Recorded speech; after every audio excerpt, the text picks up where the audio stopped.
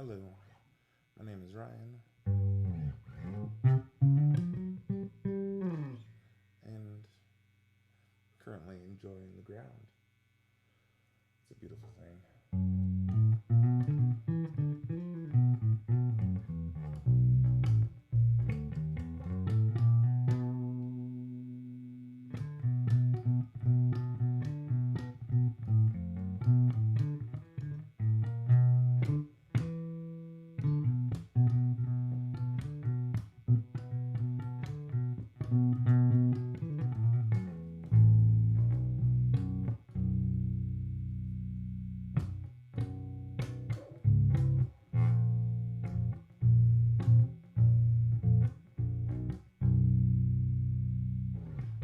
Yeah. And so I was watching Neil Brennan and Andrew Callaghan. It's becoming a forced habit.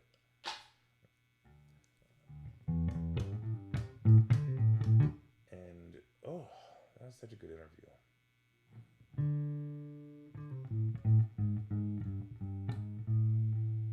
It's like, yeah. Looking forward to seeing what happens with All Gas No Brakes when he brings it back. Because that's, I love learning about odd subcultures of society. They make me happy. I grew up around more of the outlaw type demographic, so like normal society is really boring.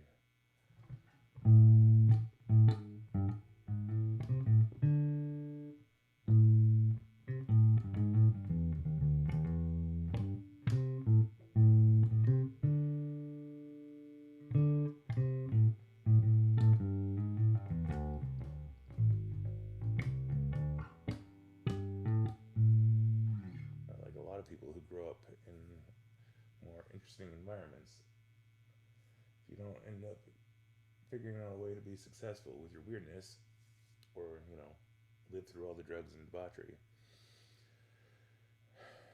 you have to start conforming in weird ways. Yeah, it makes sense, but also like it goes against your core being, which is something that he touched on in the interview. And they're talking about like Andrew Callaghan brought up how he strategically tries not to beat up his past self, and like that is so smart for somebody in their late 20s to come to that conclusion. Because in my late 20s, I ended up meeting somebody who society deems good. And don't get me wrong, she's amazing, even to this day, even though fundamentally, ugh. I don't mean it, like, it's complicated. I don't want to speak on it because so much, and there's no way to not sound weirdly biased, because the reality is it takes two for something to crumble. Anyway, and not beating yourself up about your younger actions when you're learning life, because in my 40s now I can reflect and go like, ooh, I beat myself up a lot more than I thought I did. Like I condemned too much.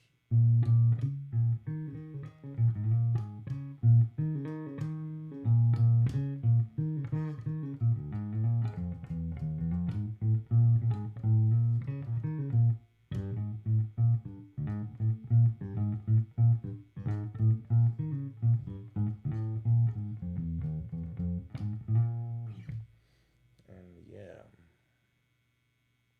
fascinating how that ends up. I realized I don't know where my microphone is. Where am I talking to? It's right there. Okay, good. But it's one of those things that's like that caused a lot of issues in my late 30s. Because if you conform too much, you don't realize you're conforming, and then you end up becoming somebody that you're not, and you're so far away from the person that you were raised to be. Oh my goodness. Yeah, that's one of those things that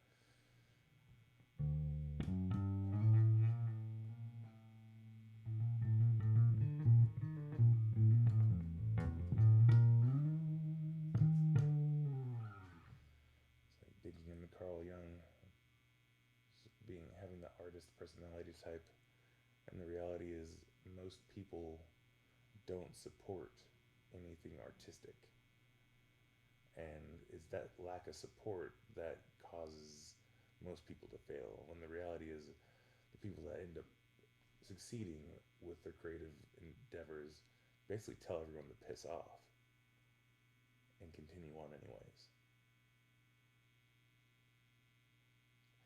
And the older you get, the more responsibilities you take on. It becomes harder and harder to do that part.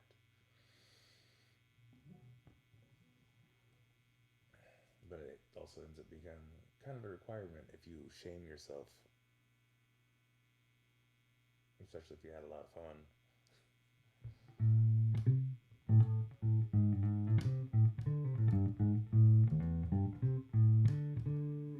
So I'm glad I watched that part, because it explained the whole his shame around his disorder, as he puts it, or his affliction with the persistent psychedelic whatever. I mean, back in my day, we just call it permafry. I've been living with it for about 30 years. And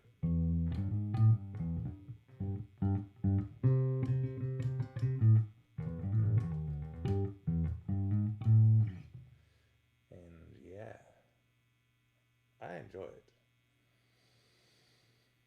It offers a few things, like when things are actually level, or if there is a true pattern presented, that there's visual cues that are there that people don't normally see. But then there's negatives, like I can't watch those Spider-Verse cartoon movies. Oh, it gives me a headache.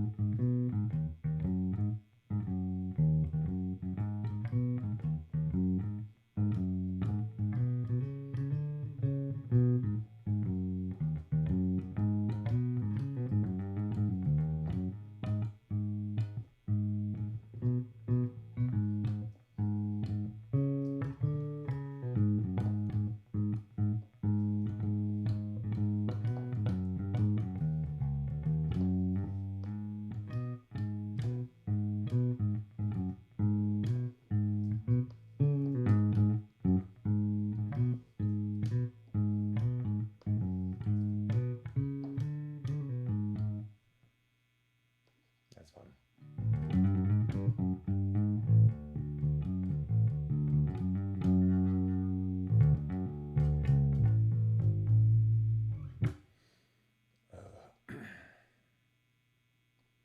But it makes sense, because the way he explains how, to even talking about it, because like when you're 14, like 13, 14, you take a big dose, and yeah, it does break your brain a bit. I know I stopped hanging out with a lot of people after that, but I don't know.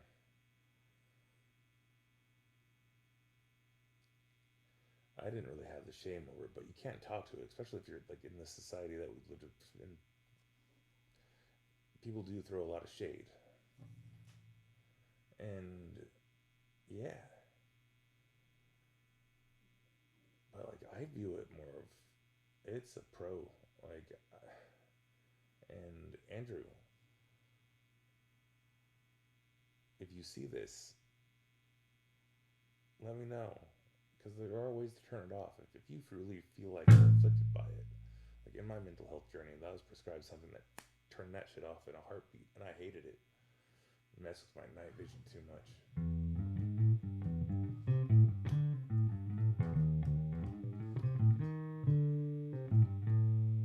Whether deal with all the weird bubbly tracers and breathing walls and trails, and then not have my night vision. Because the fun thing about all that weird persistent hallucinogen hallucinatory whatever nonsense is the way that light wraps around objects and pulls away from a room.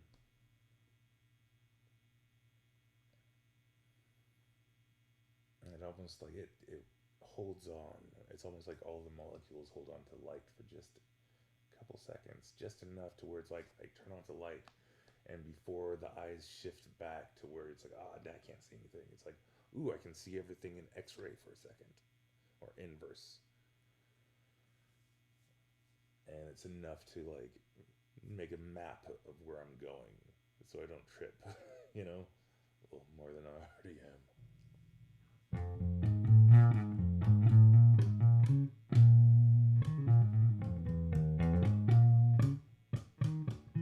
But yeah, I'm not gonna say what turned it off though. It involves going into the whole system, and honestly, the mental health system is stupid in this country. I lucked out. I had a psychiatrist, rest in peace. His name was Dr. Burchard. You can see the Dateline stuff on him. Anyways, best advice was like, it's your life. You need to figure out what mental health goal you want. What do you want to be able to do? What do you consider normal? The DSM is just a guideline, and honestly, it's a poor one at that. It's like, I like you.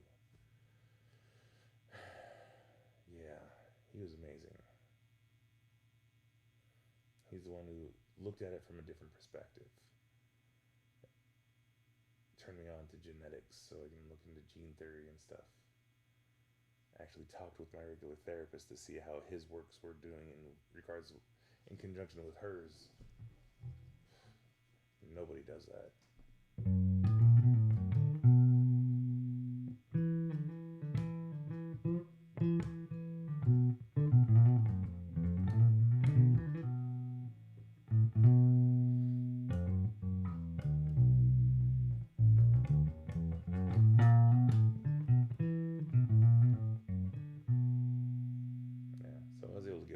Stuff with very minimal pharmaceutical with a time frame and an ending point. So it's been years since I've had to take that nonsense. And dialectical behavioral therapy, meditation, mindfulness, eating healthy, being active, breathing.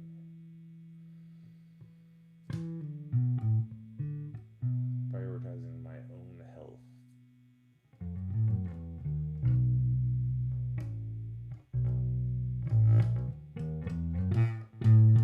Over other people's expectations.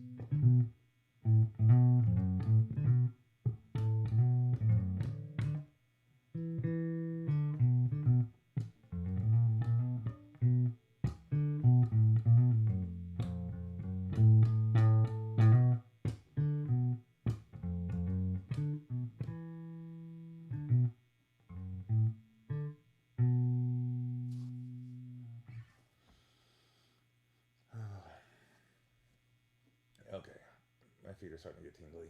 I should probably get out of traction. I'm gonna move around a bit. Ugh.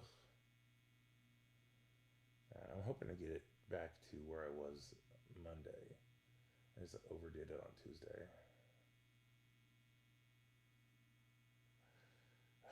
It's so hard to go from the person who like completely ignored everything about their body and slow down and recognize like, oh, that's what pain is. That's what that is? Oh. It's such annoying stuff because like now I got like no lower back. It's such a pain in the ass. And the things that are helpful, it's like, oh, you know what? That's another thing that you touched on is like how do things keep going right? It's because you're an amazing person.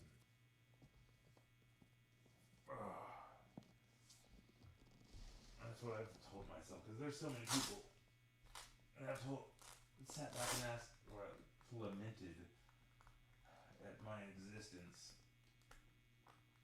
and like, how are things so easy for you? Because I'm awesome. Thought you knew. And when I say that with all ego,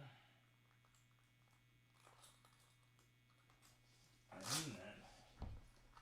As in, I understand where my baseline is. I understand that no matter what, I am operating on a level that's ultimately positive. I don't want to be a negative impact on anybody. Now, my perspective on life causes some perceptions that people feel are negative. And that's where it's like I have to try not to gaslight people. Because it's straight up gaslighting. And being aware of that whole spiritual narcissism thing. Because that's totally a thing. I see too many people go through therapy and then just weaponize it to monetize it.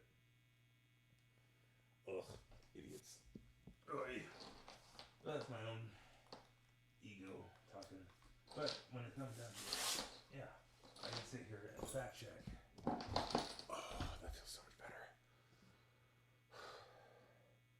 And understand that, like, the reason why things happen, and even though it's just like, well, how did that failure turn into such an amazing success repeatedly, over and over and over? It's perspective. It's like, right now, I'm laying on my back because my lower back's just shot and causing all kinds of grief. When I tell people about that, they're like, oh, I'm so sorry. It must be so hard and so painful. No, it's actually pretty amazing. It reminds me to stay in shape, not become a fat slob. Keeps me on my toes. And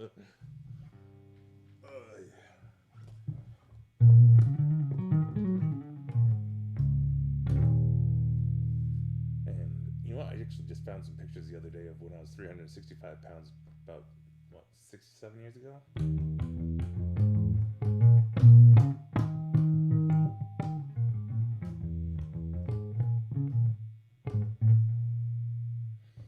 Yeah, because like currently in like a size 38 possibly, like, or depending on if I forget to eat, down to a 36.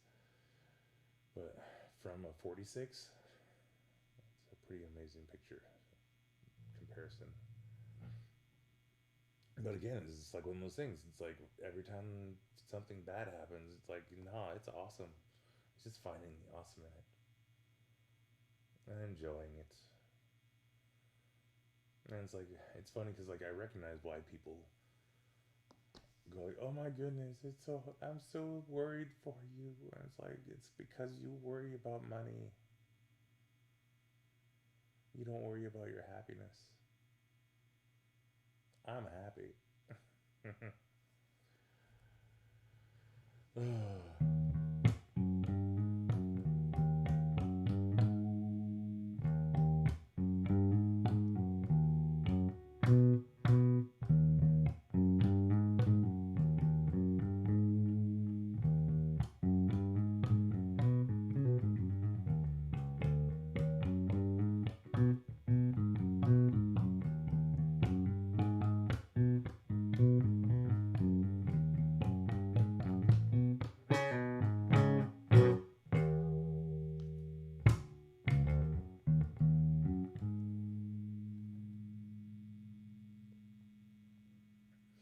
I mean, I'll admit, I'm lonely sometimes. But then I just remember people. Yeah, I'm good.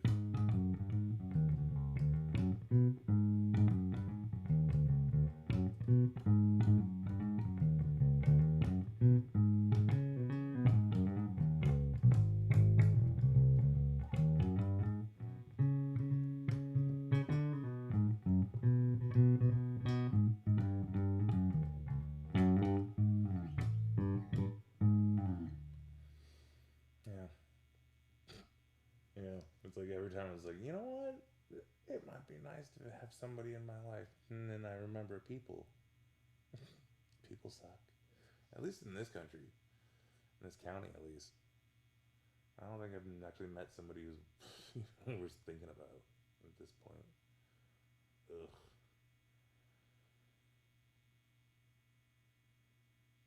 I mean, a little bit.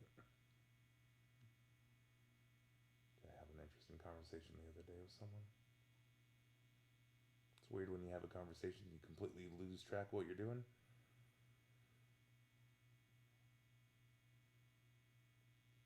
Like an hour. It doesn't happen very often. Anyway. But people.